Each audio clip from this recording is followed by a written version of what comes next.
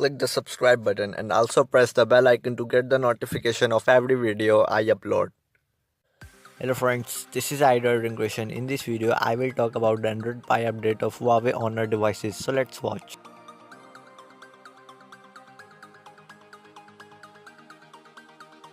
So friends, the first device is Honor 10, then we have Honor Play and Honor View 10.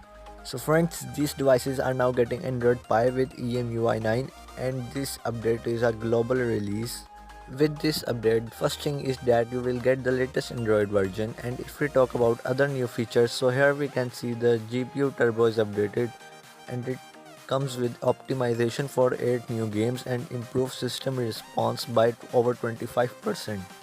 The new emui 9 update also installs a digital balance app that mimics the digital well-being feature by Google and high vision that also mimics another of Google features, the Google Lens. It also brings some new features like there is a new gesture navigation.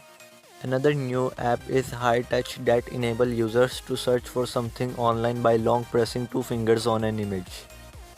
And lastly friends, if we talk about the Huawei Honor 8X, so its Pie update is still in beta version.